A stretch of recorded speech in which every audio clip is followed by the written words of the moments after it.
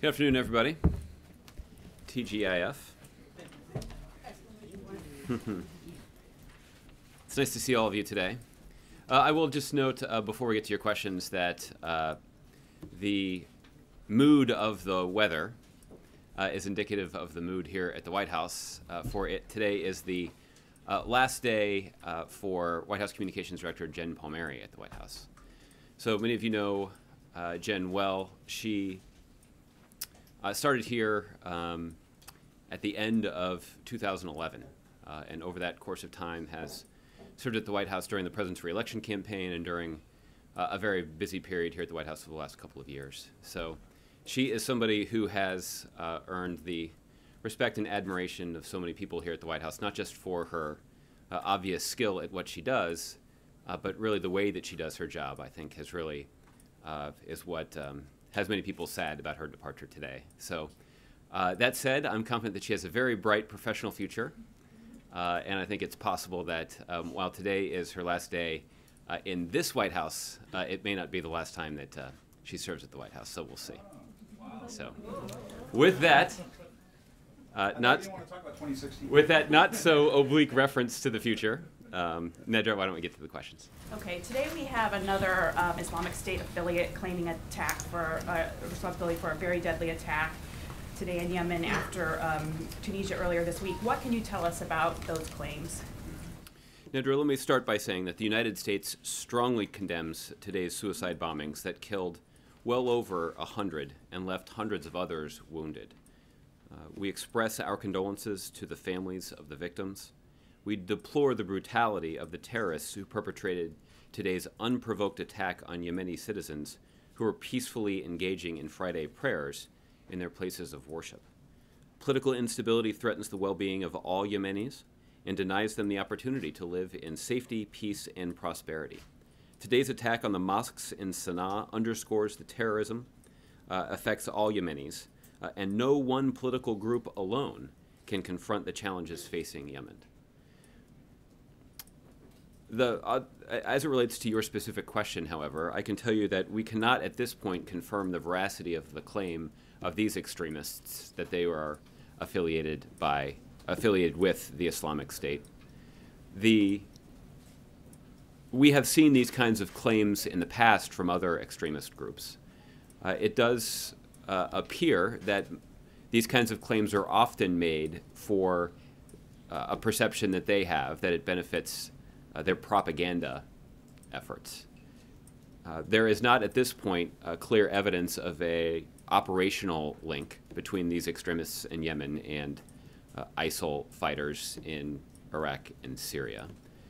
A similar thing could be said about the claims of ISIL's role in the attack in Tunisia earlier this week. But what is clear is that the United States and our coalition partners are very aware of just how dangerous the ideology and tactics of ISIL are. And we have built this coalition and taken the action that we have that includes a very robust military component for the safety and well-being of the American people and citizens across the West. But what is also true, as is evidenced by today's attack, is that people in the region, including Muslims, are also in danger because of ISIL's extremist ideology and brutal acts of terror. So that is why we have succeeded in building such a diverse coalition that includes governments from the region to take the fight to ISIL and to limit the kind of threat that they pose, not just to the United States, but to countries around the world. We haven't seen Islamic State supporters claim responsibility for such a major attack in Yemen before. So what does that say about the president's goal of degrading and eventually defeating the Islamic State? That doesn't really seem to be a good sign. Well, but again, Nedra, it seems it's plausible that the reason, and again, we're talking about this incident just hours after it took place. We have seen other groups claim affiliation with ISIL purely for its propaganda value. And we're still investigating to determine whether or not there are actually command and control structures in place that may provide some evidence to substantiate the claim that ISIL was involved in these attacks. At this point, there is no indication that there is an operational link, but that's something that is still being investigated by our national security professionals. But there's no doubt that the kind of extremism that is a part of ISIL is endemic in other places in the country, in the region. What we are seeing, at least in this case, is we're seeing extremists try to capitalize on the chaos and instability inside of Yemen to carry out these acts of violence. And that is why the United States has been so deeply invested in trying to work with partners on the ground in countries across this region of the world to try to help those countries build up the capacity to ward off the threat that is posed by these extremists. And there has been a substantial investment made in Yemen to try to bolster the central government there. But there's no doubt that there has been a lot of political instability in Yemen that has only worsened. And that has created some chaos and does make it easier for these kinds of extremist groups to capitalize on that chaos and carry out acts of violence and to spread their hateful ideology. So there's no doubt of how dangerous this is. But there's also evidence to indicate that these kinds of extremists are under continual pressure from the United States and our allies. And the latest piece of evidence that I can point to is that the Department of Defense has now confirmed that a U.S. military strike did take off the battlefield an al-Shabaab leader who was responsible and did have some operational control over the terror attack at the Westgate Mall in Nairobi. The Department of Defense has confirmed that that individual was killed by a military strike. And that is, Somalia is another country where we have seen extremists try to capitalize on the political instability inside the country to use it as a safe haven to plot and carry out attacks around the globe. And we obviously have a lot of work to do to eliminate the threat that exists inside Somalia. But what is true is that the kind of pressure that we're applying to these extremists, even in places like Somalia, is yielding benefits for the world, but also for the interests of the United States. Can you tell us some more about the president's call with Prime Minister Netanyahu yesterday? Did he raise the discrepancy between the Prime Minister's comments on a Palestinian state before and after the election? And also, what did he say to him about how he will go about reassessing options for Middle East peace? Well, Nedra, I don't have a whole lot of additional details to provide beyond the written readout that I believe that you saw yesterday afternoon after the call was completed. What I can tell you, though, is I can tell you that the kind of public reaction that you've heard from me is entirely consistent with the private conversation that the president had with Prime Minister Netanyahu. Let me give you one example. The first is you've heard me say on a number of occasions now that the outcome of the election has had and will have no impact on the commitment of this administration and this country to invest in a strong security relationship with Israel. That means that the military-to-military relationship between our two countries remains strong, that the intelligence community relationships that exist will continue to be characterized by regular sharing of intelligence and the exchange of information that only enhances the security of Israeli citizens and American citizens. These kinds of relationships are critical to the security of the Israeli people, and those kinds of relationships and that kind of cooperation will continue. That is something that I've said on a number of occasions over the last 2 or 3 days. That is something that the president repeated in his phone call with Prime Minister Netanyahu, and I'll point out that that is something that the president said to Prime Minister Netanyahu at the very beginning of their conversation. And I think that is an indication that that's where our relationship starts. But you've also heard me raise significant concerns that we have here about some of the divisive election day political tactics that were deployed by the Prime Minister's political party on Election Day. And you've also heard me raise concerns about the Prime Minister indicating withdrawal of his country's commitments to a two-state solution. And those are views that we've discussed at some length in this venue over the last day or two. And those were topics that the president raised directly with the prime minister in that phone call, as I said that he would. How does the White House view Speaker Boehner's plans to travel to Israel to meet with Prime Minister Netanyahu? Well, it's certainly not uncommon for members of Congress in both parties to travel to Israel. I'm not aware of all the details of the trip, but it's not, it doesn't come as a surprise to anybody here. Roberta. So you've said that the U.S. is reassessing its approach on the two-state solution issue. And when you say that, is the president actually looking at specific actions to take to pressure Israel on that, or is this just kind of some kind of rhetoric? Yeah. Well, Roberta, what it is it reflects the situation that we find ourselves in. Again, as I've pointed out on a number of occasions, not even in the context of the most recent election, but in the context of questions that I've received about the U.S. posture at the United Nations.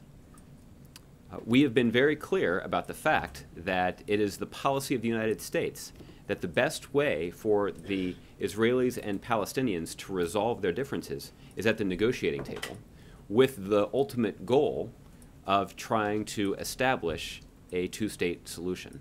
This two-state solution essentially looks like a democratic and Jewish state of Israel, living side by side in peace and security with an independent and sovereign Palestinian state. That is the goal of U.S. policy, and that pursuit has essentially been the foundation of U.S. policy toward the region, not just in this administration, but also under the previous administration as well. I would point out that this policy is one that is strongly supported by Democrats and Republicans on Capitol Hill as well, and I made reference yesterday to the fact that the House of Representatives, by voice vote, without objection, passed a resolution that just last December that articulated support for that strategy. So when Prime Minister Netanyahu indicated a weakness in his commitment, and I think that's putting it charitably, indicated a weakness in his commitment to a two-state solution, he was indicating a difference of opinion not just with President Obama, but with the policy that was pursued by President Bush, and the policy that is strongly supported by Democrats and Republicans in the United States Congress. Now, the rhetoric that you're hearing from the administration is consistent with the views that are expressed, that have been expressed by the previous administration and expressed by Democrats and Republicans on the Hill. So, if that policy foundation has been the driver of policy decisions that are made at the United Nations, it's important for us to reconsider those kinds of decisions now that our strongest ally in the Middle East has withdrawn from its commitment to that policy goal. So if that is the underpinning of all of these decisions that we're making, it means that we need to reassess the foundation of our policy. Now, that will not include a reassessment of our strong and close security cooperation with Israel. That will endure. And we will do that because that is clearly in the interests of American national security for us to ensure the safety and security of our closest ally in the region. I'd also point out that if we're going to reach a two-state solution, it's going to require a democratic and Jewish state of Israel that is able to defend itself. I don't think there's anybody who would expect that the successful completion or enactment of a two-state solution means that all of the problems in the Middle East would be solved. They wouldn't. It would continue to be a dangerous and volatile region of the world, and you would continue to see steps from the administration to support the nation of Israel as they defend themselves. So I guess the point is that this kind of security cooperation also makes it easier for us to accomplish this, this goal of a two-state solution. So what are the impending opportunities for the reassessment to take effect? Well, again, I don't want to leave you with the impression that any sort of policy decisions have been made. What I want you to understand is that as we've made these kinds of policy decisions in the past, they've been predicated on this principle of a two-state solution. But now that our closest ally in the region and one of the two parties who would be responsible for negotiating a two-state solution has withdrawn from their commitments to that ideal, it means that we need to rethink the kinds of policy decisions that we're going to have to make going forward. So what those policy decisions are is not something that I would speculate on at this point because no policy decisions have been made. But what is clear is that the basis for making those decisions has changed as a result of the comments from Prime Minister Netanyahu just a day or two before a critically important Israeli election. Just quickly on the Exim Bank, there's a bipartisan plan in the Senate to extend the bank's term until 2019, and the agreement would overturn limits on coal-fired power plant projects, which I know is important to this administration. I'm wondering what the White House makes of this compromise. I haven't seen this specific proposal, but we can look into that for you and try to get you a response. Okay, Mark. Yeah, Josh, can I follow up on Boehner and the trip, the timing of this trip coming, right as the negotiations are coming to a climax? You were pretty blunt about the invitation to Prime Minister Netanyahu as interfering with the negotiating position on Iran. You don't suspect him of doing the same thing here? Well, the concerns that we had about Prime Minister Netanyahu's trip were rooted more deeply in the fact that there was an upcoming Israeli election, and that there was a concern, I think one that in hindsight was entirely justified by the administration, that the Prime Minister's visit to the United States would be shrouded in partisan politics in Israel because it came just a couple of weeks before the Israeli election. And the President believes strongly that the U.S.-Israeli relationship has been well served by ensuring that that our bilateral relationship is not subject to partisan debate. And that's the reason the President chose not to meet with the Prime Minister when he was in the U.S. earlier this month. Obviously, the circumstances now are different, both in that the Israeli election has been completed. I also understand, however, that, again, based solely on news reports, that the Speaker's office has indicated that this is a trip that had been in the works for a number of months now. Okay. Julie. Just going back to the Prime Minister's comments on the two-state solution, he said in a bunch of interviews yesterday that he didn't actually mean to be retreating from the position that he has laid out in the past. So why not just take him at his word on that? Is there a reason that the White House... Well, I guess the question is which one? His latest. Okay. I mean, I guess my question is the trust between him and the President at such a low point that the President's not willing to take him at his word that he did not mean to call into question his support for the two-state solution? Well, no, I think that it's the position of the United States that we do take him at his word, that he was quite clear that he did not envision a scenario where a Palestinian state would be established while he was the Prime Minister of Israel. And that, I do think, calls into question his commitment to a policy objective that has been in place for a number of years now, a policy objective that continues to be supported strongly by Democrats and Republicans on Capitol Hill, a policy objective that this President believes is in the best interest of U.S. national security, and a policy objective that was supported by this President's Republican predecessor. So the point is that even the divergent comments of the Prime Minister legitimately call into question his commitment to this policy principle and his lack of commitment to what has been the foundation of our policymaking in the region means that the United States should rightfully reevaluate the kinds of policy decisions that we make as it relates to the Middle East. And that's what the President has said he will do. Again, I'll just reiterate one more time because it is important.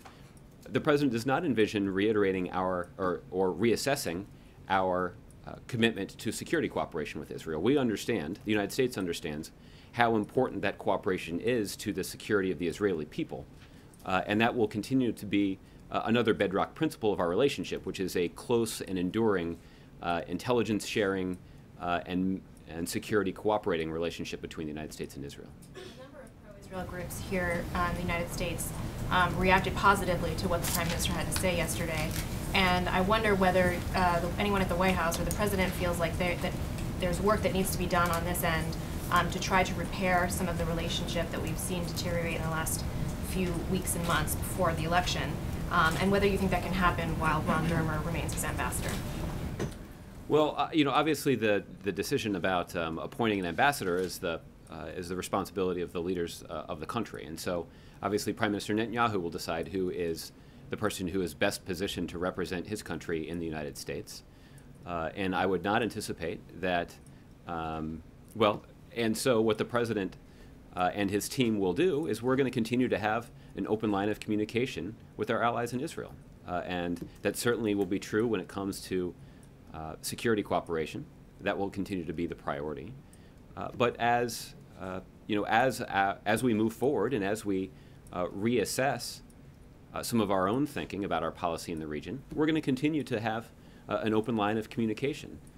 That's true of the president and others at the highest level, but that will also continue to be true among other senior members of the president's national security team. Okay, Margaret. Yesterday, you were asked about Dennis McDonough's plans to speak to the J Street group on Monday, and said you hadn't seen like sort of a draft or anything yet. And I just wanted to follow up. Have you spoken with Dennis a little bit more about the message that he wants to convey both to that group and to the world who may be watching? I have not had a chance to have a detailed discussion with him about the speech. He and I have talked about the fact that he's delivering it on Monday, but I have not talked to him in detail about what message he intends to deliver. I know that there's still some work that he wants to do on his speech, but as we make some additional progress on that, we'll see if maybe over the weekend we can get you a preview of his remarks. I know, of course, that the White House is focused on policy and not politics, but I was just wondering... I certainly tried to make that clear. But I was just wondering whether you see this as a potential issue that could cleave the views of Jewish Democrats. In terms of what the position of this White House and future White Houses should be, whether you expect Dennis will talk about that. Should the White House give any assurances to Democrats, or do you think you should stay completely out of that? Well, I think that's a hard question. I don't want to be in a position of sort of ascribing the views of Jewish Democrats as being somehow monolithic. My guess is that there are a lot of different reactions that people have had to this particular situation, and I think what we have tried to do, and I think what we will do in the days ahead, is make clear that the strong security cooperation between the United States and Israel will continue. Prime Minister Netanyahu has previously described that security cooperation under President Obama's leadership as unprecedented. That unprecedented cooperation will continue. What is also required, though, at this point is a careful reassessment of our decision-making moving forward when it comes to Mideast policy. And again, that's simply, and there's only one reason for that, and that reason is that our closest ally in the region and in these talks has indicated that they're withdrawing from their commitments to the pursuit of this goal. And again, when that is the foundation for so many decisions that are made at the United Nations and other policy decisions that come up, it means that we need to rethink what our strategy is going to be and how those policy decisions will be made, and we'll do that in coming days, and we'll continue to keep an open line of communication with the Israelis as we do that. Just indulge me for a sec. The president doesn't have to stand for re-election again, so in the second half of his second term, he's freed up to make maneuvers at the UN that maybe he wouldn't have made in 2012 or whatever, but it could affect the next Democratic nominee, or someone who's in play to be the next Democratic nominee. Maybe it's Hillary Clinton, maybe it's somebody else.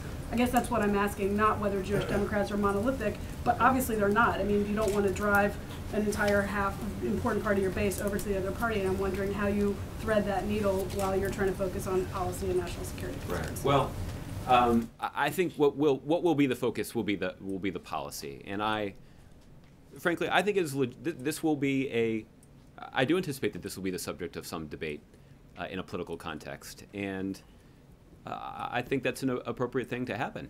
That when you're talking about an election for President of the United States, it's worthy of some debate about what our policy should be in a whole wide variety of areas, whether that's domestic policy or foreign policy. And there will be an opportunity for the candidates to articulate their views, but as you point out, President Obama will not be one of those candidates.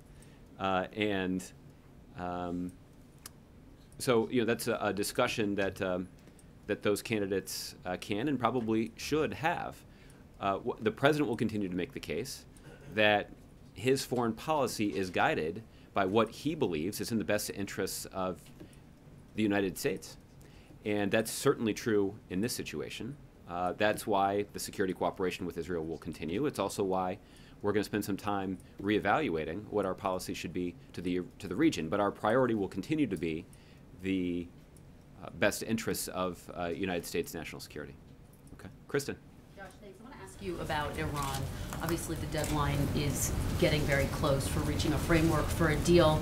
I know that the State Department knocked down reports that there was a framework potentially in place. Can you update us, though, on how close negotiators are to actually reaching a framework? I know that they've suspended the talks for the weekend for a number of different reasons.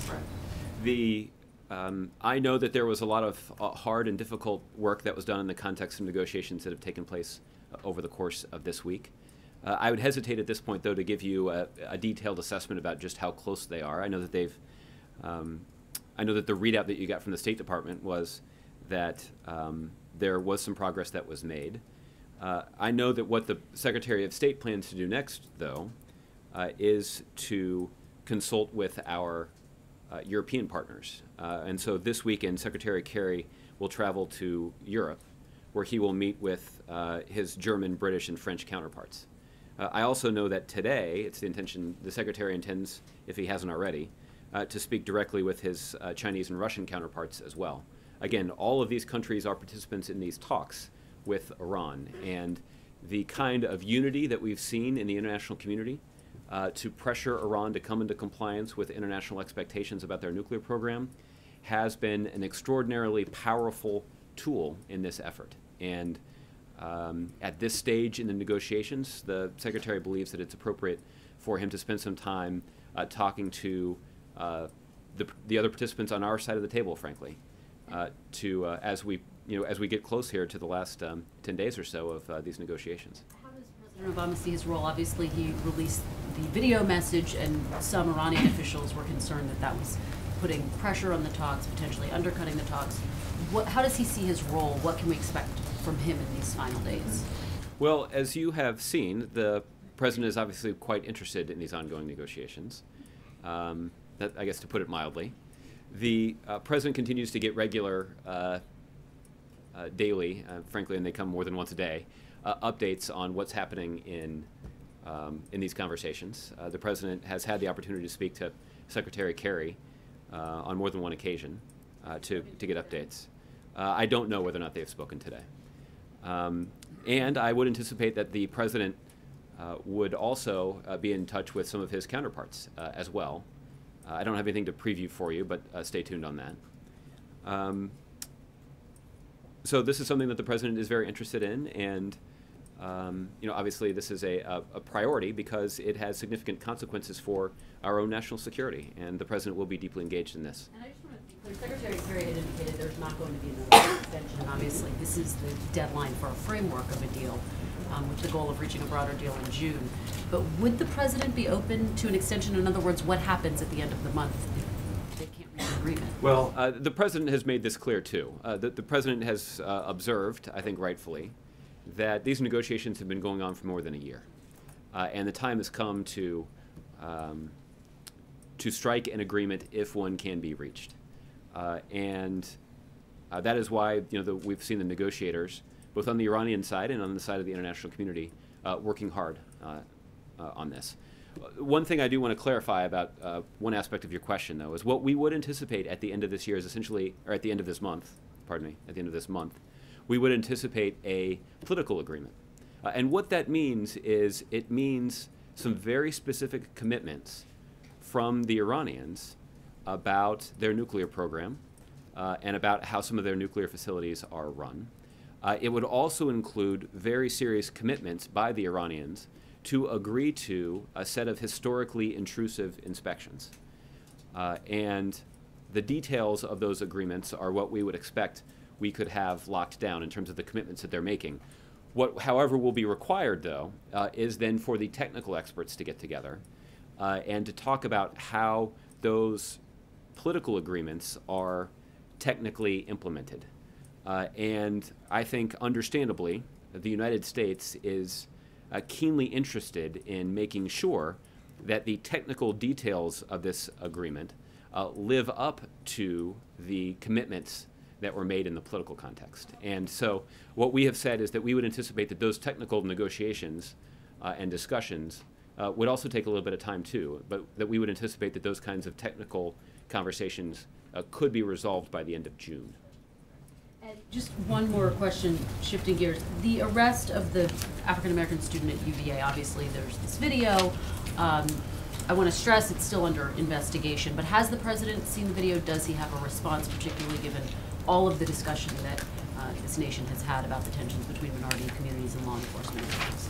I haven't spoken to the president about the video. I would anticipate that as somebody who consumes a fair amount of news, that he has at least seen some of the reporting about this issue.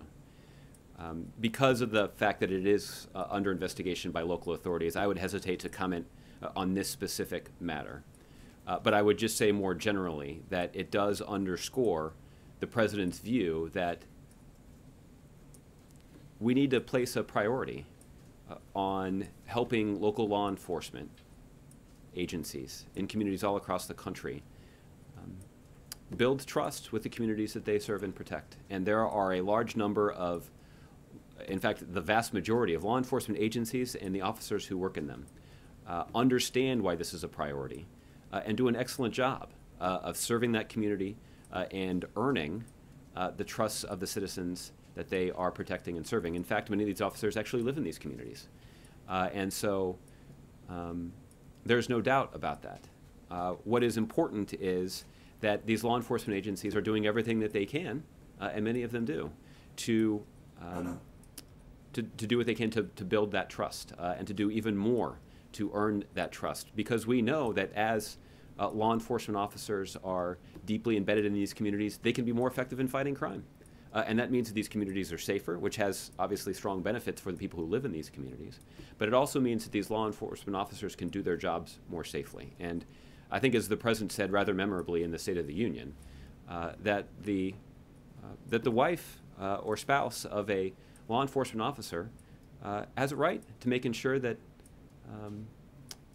that their husband or wife comes home safely after a day of walking the beat.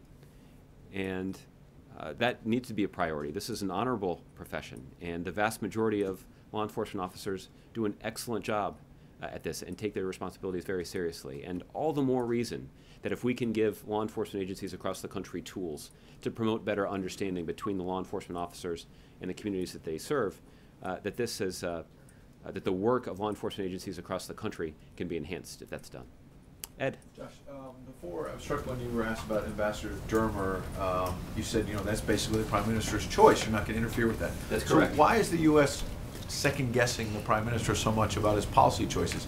It's not rare that politicians in the U.S. or Israel flip-flop on positions. Why are we telling him how he should feel or approach an issue? Well, Ed, I think what we've made clear is the president believes, and this was the view of President Bush as well, that a two-state solution is the best way to resolve the conflict between the Israelis and Palestinians. I know that is a view that is also shared by every single member of Congress, Democrat and Republican. And that has served as the foundation of U.S. policymaking in the Middle East for a number of years now. But now that our closest ally who's participating in these negotiations has indicated that he is no longer committed to that solution, it means that the United States needs to rethink our approach to these issues, and that's what we're going to do. I'm not standing here and saying that the Israeli Prime Minister isn't entitled to his own opinion. Of course he is. That said, it is the view of the United States, it's the view of the president, that it is in the best interest of the Israeli people for a two-state solution to be pursued and ultimately achieved. To follow up on Kristen's question about the video that the president sent, to basically an open letter, if you will, an open video to the Iranian people. Since you were so critical of the Republican senators for sending an open letter to the Iranian leadership and might interfere with this potential deal, how can you say that this video might not interfere because the president is essentially attacking hardliners in Iran and saying they don't want a deal? Couldn't this also interfere? I don't anticipate that it will. The president on a number of occasions has, I think every year on Nowruz, has issued an open message to people around the world who are celebrating Nowruz. He talks about the deal and why they should be supportive of it. Right, but the point is that there are people all across the world, throughout the Caucasus and Afghanistan and other places, who celebrate Nowruz. The beginning of the message is actually even notes that many Americans celebrate Nowruz. So That's the first thing. The second thing is, I think, a message to people around the world who are celebrating Nowruz is entirely different from an open letter to the hardliners in Iran. The third thing I'll say is that there was I think, a pretty obvious partisan tinge to the letter from 47 Republican senators to the leaders of Iran. And this one is obviously, it wasn't as if the president tried to gather support only among Democrats for this message. So I think that makes a difference as well. He's addressed the Iranian people about the deal. Why hasn't he addressed the American people and talked about the stakes and talked about the details and been transparent about what's on the table? Well, Ed, I think in the context of interviews, and including one the president's scheduled to do later today, and in the context of news conferences, the president has talked quite a bit about what our priorities are in terms of trying to resolve diplomatically the international community's concerns with Iran's nuclear program. But what's also true is that there isn't a deal. And if we're able to reach one by the deadline at the end of this month, I am confident that there will be ample opportunity for the president to speak publicly about why this agreement, if one is reached, is clearly in the national security interests of the United States of America. Two other quick ones. Obviously, you've mentioned Secretary Kerry's critical role here in trying to finalize a deal. Can you talk a little bit about what Secretary Clinton did in the first 4 years to try to open the door and kind of set things in motion? Well, Ed, at that stage, early on, you recall that when President Obama took office, that there was unity of opinion inside of Iran about how important it was for them to develop a nuclear weapon. And there was a lot of dissension across the international community about what sort of approach could be taken to try to prevent that from happening. And because of the leadership of the president and because of some of the important diplomatic work that Secretary Clinton did, we've actually seen that dynamic completely reversed. The international community is united behind the principle that Iran needs to come into compliance with the international community about their nuclear program. That's evidenced by the fact that we have the Brits and the Germans, the French, the Chinese, and the Russians sitting at the table with us negotiating with Iran. The other thing that has been was an important part of Secretary Clinton's work in this regard is the congressional sanctions. You'll recall that at the end of 2011, we put in very tough sanctions against Iran. And what Secretary Clinton did is that she did the very difficult diplomatic work of coordinating with with the international community to implement these sanctions as well. And that meant that there are some countries in Asia particularly who rely on, or at least previously relied on Iranian oil. And Secretary Clinton did the difficult diplomatic work that was required to get some of our allies in the region to cooperate with the broader international community to prevent the importation, or at least limit the importation of Iranian oil. And that is what maximized the pressure that has compelled the Iranians to come to the negotiating table. And I think that is a testament to her diplomatic skill, that we have reached a point where we could convene serious negotiations like the ones that are currently taking place. Last one, you started the briefing by congratulating Jen Palmieri, as everyone does, but everyone knows she's going to the possible Clinton campaign, and you said she may be coming back to the White House.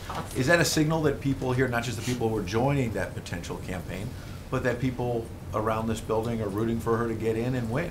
The only signal that I was trying to send is my strong support for and affection for Jen Palmieri. That's really it.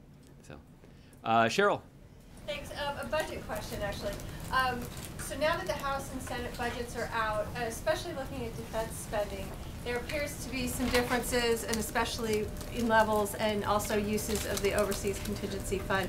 Do you see an area for compromise there, or what's the next step here? Well, Cheryl, you rightly point out that there really is a strong difference of opinion among Republicans in Congress about the best way to fulfill our defense priorities and make sure that we're funding our defense priorities at an adequate level. Coming in the aftermath of Republican efforts and struggles, frankly, to fund the Department of Homeland Security and the challenges that Republicans have faced in trying to pass a child sex trafficking bill, right? That we've seen, Republicans in the Senate fighting with Democrats about trying to pass this bill, at the same time that the Republican sponsor of the bill in the House says that this controversial measure doesn't even need to be in the bill in the first place. And now we're seeing Republicans fighting over whether or not to use basically an accounting gimmick to try to cover up the fact that they're underfunding our defense priorities. There's been a lot of talk about the upsets in the NCAA tournament yesterday, but it appears that March Madness has actually broken out among congressional Republicans. That they are so busy and consumed with fighting one another, that they're so consumed with fighting one another that even simple things like making sure that we're adequately funding our defense priorities can't get done without extensive controversy inside the Republican Party. And that certainly runs counter to the president's view that defense spending should be a pretty obvious area of bipartisan cooperation. Of course there are going to be differences, and I wouldn't suggest that there might not be some differences of opinion about the wisdom of funding certain programs, but surely we could all agree, and I think we all should agree, it certainly would be consistent with some of the campaign rhetoric that we saw in 2012, that trying to fund our defense efforts at sequester levels is not in the best interest of the country. That's why you saw Chairman Ryan and Senator Patty Murray a couple of years ago working closely in bipartisan fashion to try to come to a bipartisan compromise about how to adequately fund both our defense priorities and our priorities for the middle class. And rather than try and cobble together some kind of slush fund to obscure the appropriate funding of our defense priorities, Republicans should just be a little bit more straightforward and have an honest discussion with Democrats about the proper funding levels for the Defense Department. That is, in the view of the president, and I think in the view of most members of Congress, a level that is higher than the current sequester levels. And we should adhere to the very clear principle that has been in place for a number of years now, that increases in defense spending above the sequester level should be matched dollar for dollar by increases in investments on non-defense priorities as well. And that's what, again, Chairman Ryan and Senator Murray were able to do. And that should serve as a pretty effective template for finding bipartisan common ground around budget priorities this year as well. So do you think we should have a budget summit, or how does this Those haven't process... proved to be particularly effective in the past, sadly. I think what is most effective would be for Democrats and Republicans. I mean, well, look, here's what I would say. The most effective template that we've seen in recent history has been Republican leaders in the House sitting down with leading Democrats to find a compromise. And again, that's what Senator Murray and Chairman Ryan did. And I think that there's some template like that. Doesn't necessarily, we don't have to put the onus on just those two people, but we can. This could serve as a model for resolving these kinds of situations moving forward. So, Major. Since you opened the door to March Madness, Josh. Sure. The head coach of the Georgia State Bulldogs yesterday said he hopes the president makes better decisions in the real world than he did picking against his team. On behalf of the president, would you like to apologize to the Georgia State Bulldogs? Well, I will say that I just saw some of the highlights of the game, and I did see that the young men from Georgia State certainly rose to the occasion. Coach's son. And yeah, that was a great shot there at the end of the game. I think there's no question that that kind of high level of performance when the chips are down is certainly the kind of spirit that the president would hope to summon in the context of his job too. Just following up on Ed's question, it's a serious matter.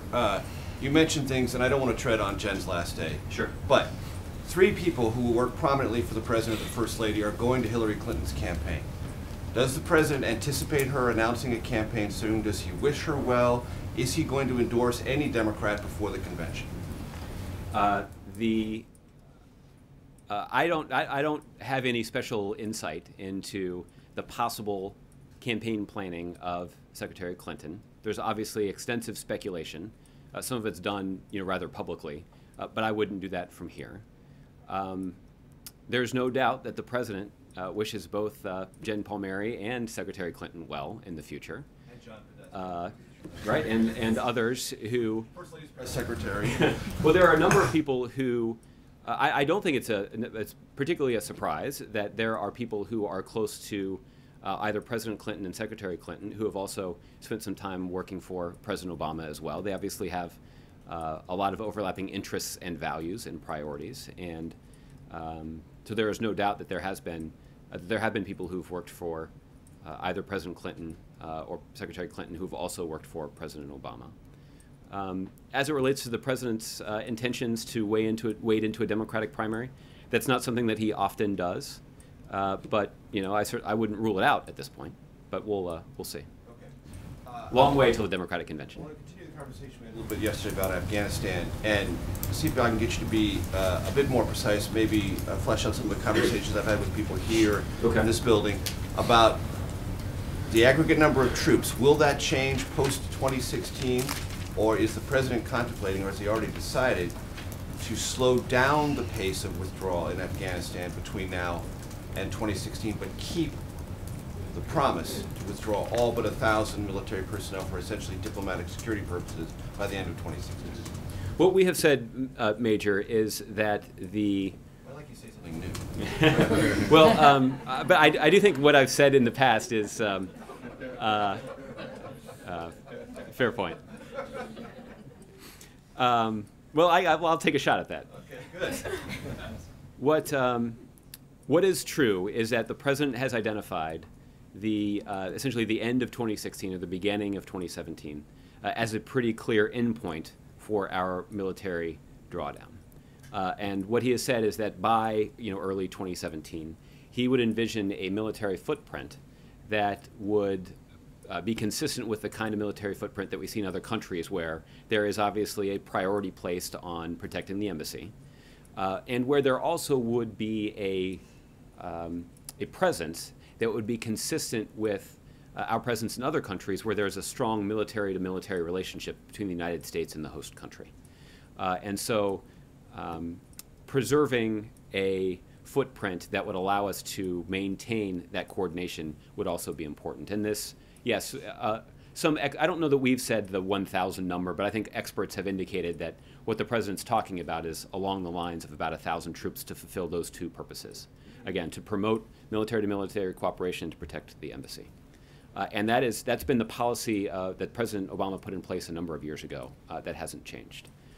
What is currently under discussion is the pace of the troop drawdown between now and then, and importantly, and I think this is something that would be new, the sequencing of base closures between now and then. Obviously, those two things are related. As we sequence the base closures in Afghanistan, that will allow us to responsibly draw down the number of troops.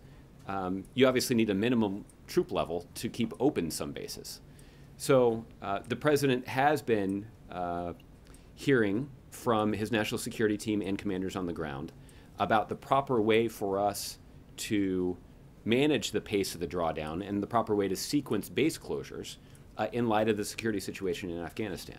And I think it's common sense that we would make these decisions about our troop presence relative to the security situation. And the United States is no longer responsible for the security situation in Afghanistan, but the United States is interested in making sure that we have a troop presence that can protect our forces that are on the ground. We want to make sure that we can continue to have some counterterrorism capability in Afghanistan, because there are still extremist elements operating in Afghanistan that do pose a threat to our interests. And we want to continue to have the robust training and advising and equipping operation that is ongoing for Afghan security forces. So given all of those variables, the security situation, some of the priorities or missions that the president has identified, and the flexibility between now and the end of 2016 means that there are some decisions to make about the precise pace of the troop drawdown and the precise sequence of base closures in Afghanistan. And that's what's driving this decision. But this is a decision about any flexibility that exists between now and this endpoint that we've identified as the end of 2016, beginning of 2017. Okay? Mary. On Iran, there are some reports that the ending of sanctions is a big remaining sticking point to a deal. If the Iranians insist that sanctions be repealed on the front end, is that a deal breaker, or is there some flexibility there? Well, I don't want to speculate on what the actual deal may or may not look like if we're able to reach an agreement. But there is a very important principle at place, and I do think that I can answer your question without going into those details. The president does not believe that it makes much sense for there to be, for us to remove a large number of sanctions at the front end of this agreement. The president believes, and I think with some justification, that we need to see the Iranians demonstrate some sustained commitment to implementing the agreement before we talk about removing all of the sanctions. So what is the subject of ongoing negotiations, and this is something that they've covered over the course of this week, is what does the phased waiving of sanctions look like? How long does it take? What sort of verification do we need to see from the Iranians before sanctions start to be waived? Now, the other thing that we've said about this is that one of the most powerful tools that we have in these negotiations are the congressional sanctions that Congress has passed. That those are some of the toughest sanctions that have ever been put in place against any country by the United States. And the president believes that we should leave those sanctions in place for not just for a few weeks to verify Iranian compliance. He doesn't believe that we should leave those sanctions in place just for a few months to verify Iranian compliance. He believes that we should leave those sanctions in place over the longer term, and that the president can use the waiver authority that Congress has already given him to relax some of those sanctions, again, for two reasons. One is so that we can phase the withdrawal or the waiving of those sanctions consistent with Iranian compliance, but also so that if our intrusive inspections detect that Iran is not living up to the terms of the deal, that we can quickly snap those sanctions back into place.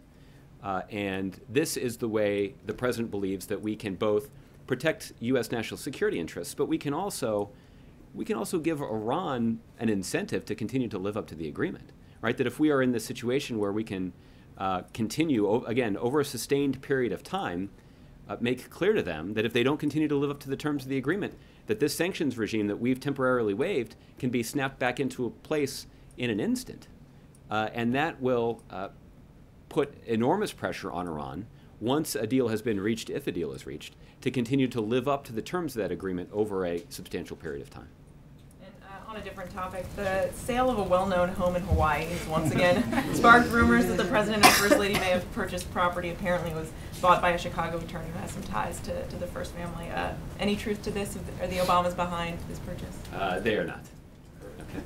Bob. Yeah, Josh, back to the reassessing with Israel policy towards Israel. You keep mentioning the United Nations in your responses. The practical matter of that is that in the past few years, the United States has lobbied long and hard against any resolution that would call for the establishment of a Palestinian state. Can you say unequivocally that that's still going to be the position of the U.S.? Can you say it may not be the position of the U.S. in the future? That's where the pressure may be. And wouldn't that then let the United Nations at least come up with a two-state solution? Yeah. Let me,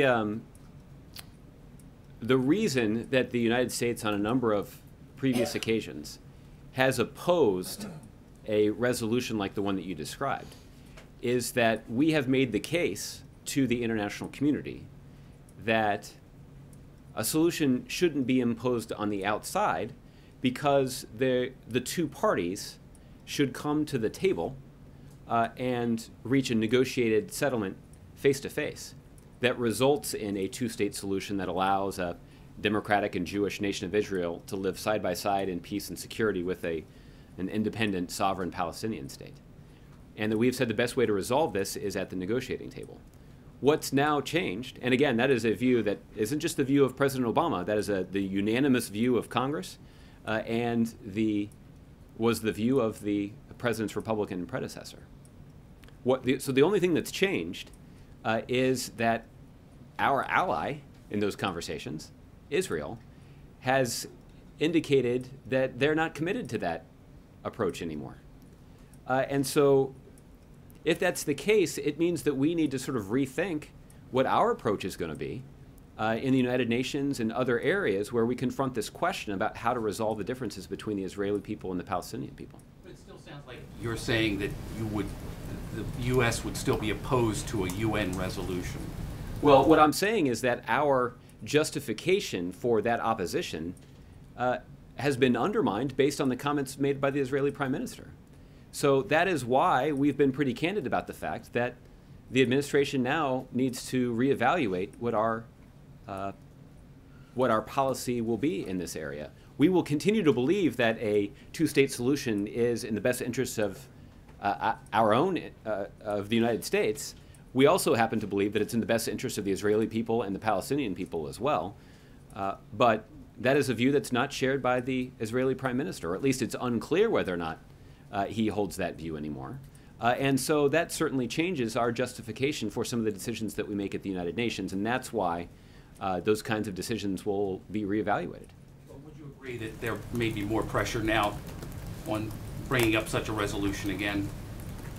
Well, in the United Nations? I would not pretend to be an expert about the diplomatic pressures that exist at the UN. So I'm not sure about that.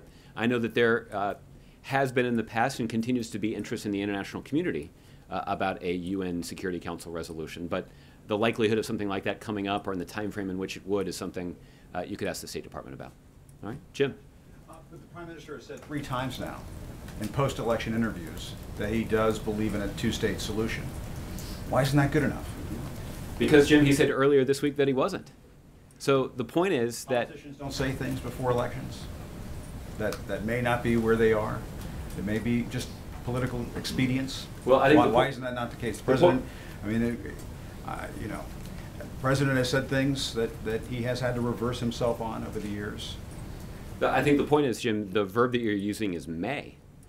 There now is doubt about whether or not this is what the true view is of Prime Minister Netanyahu and the government that he will form. Did the president tell, or did the Prime Minister tell the president that he believes in a two-state solution in this phone call? Well, that's something you can ask my Israeli counterpart about what the Prime Minister said in this phone call. Don't you know what the president heard? I'm not saying I don't know. I'm just saying that I will allow my Israeli counterpart to describe the views that his boss conveyed in that phone call. I've done my best to try to convey to you what President Obama said in that phone call, but if the Israelis choose to discuss what the Prime Minister said, then that would be up to them to decide. But if the Prime Minister had said that during the phone call, and the President got that message, you're still coming out here and saying, well, we still believe what the Prime Minister said earlier this week, not what he's saying now. Well, as I mentioned yesterday, words matter. And when the Israeli Prime Minister, just days before an election when the world is watching, comes out and makes a promise indicating that a Palestinian state will not be created as long as he's Prime Minister, that I think raises obvious doubts about his commitment to the kind of two-state solution that has long been supported by Democrats and Republicans in the United States, and frankly has long been supported by previous Israeli political leaders. And he's indicating a departure from that commitment, and it does raise questions both about what kinds of decisions the United States will have to make moving forward as a result. And before the Prime Minister's election, you, the President, and others said that he didn't want to meet with the Prime Minister in the context of a campaign or that close to an election. I assume that now that that's out of the picture, the President is willing to meet with the Prime Minister moving forward. I wouldn't rule out future meetings between the two leaders, and some of that's because we have a lot of shared interests. Certainly, the importance of our security cooperation is paramount and one that the President takes very seriously, and that is, on occasion when they have an opportunity to meet, that is something that they spend a lot of time discussing.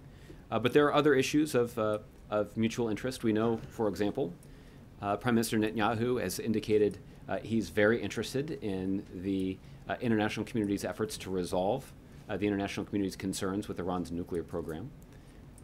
So I wouldn't rule out that there might be future conversations about that matter. And this is part of what allies do. We're sort of joined at the hip, so to speak. Well, there's no doubt that there are very strong bonds between our two countries, and those strong bonds do transcend individual political leaders. There's no doubt about that. And can I ask you about Loretta Lynch? Sure. What is the President doing to fight for her confirmation? Is he making phone calls up on Capitol Hill? Is he meeting with lawmakers? What's he doing to see that this nominee is confirmed? Well, there have been some presidential level conversations about this. I won't get into a lot of detail about that. But there is no doubt that Democrats and Republicans in the Senate understand that the confirmation of Ms. Lynch is an administration priority. I will point out, once again, that she has now been waiting, I believe, 131 days for her confirmation vote.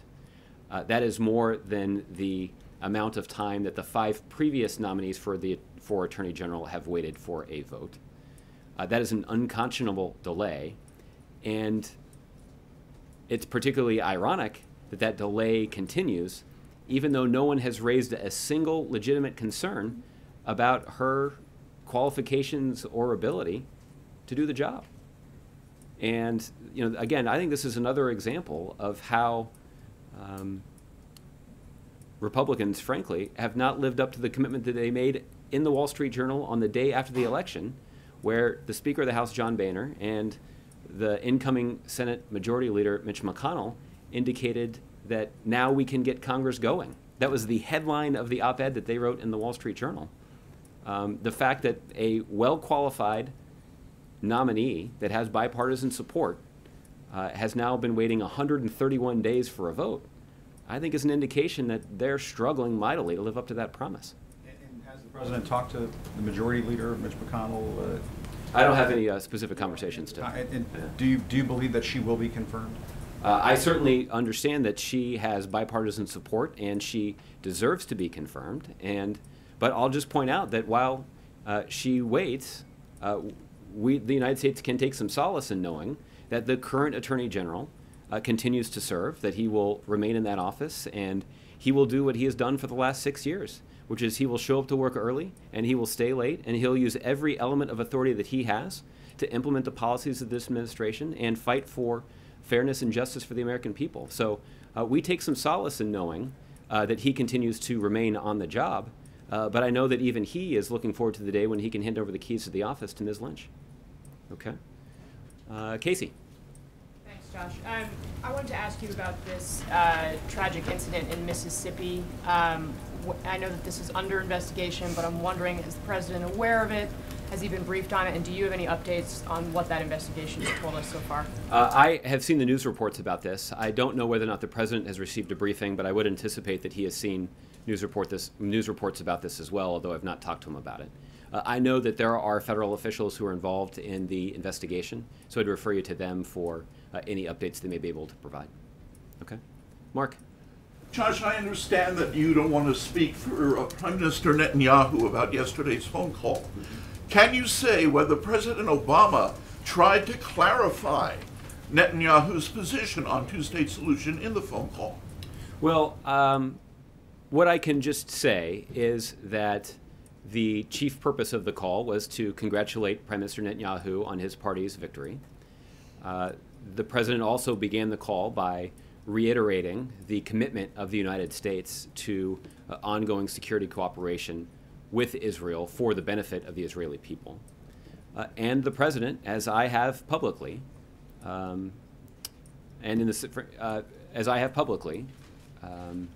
raised the concerns that I have about some of Prime Minister Netanyahu's comments in the days leading up to the election.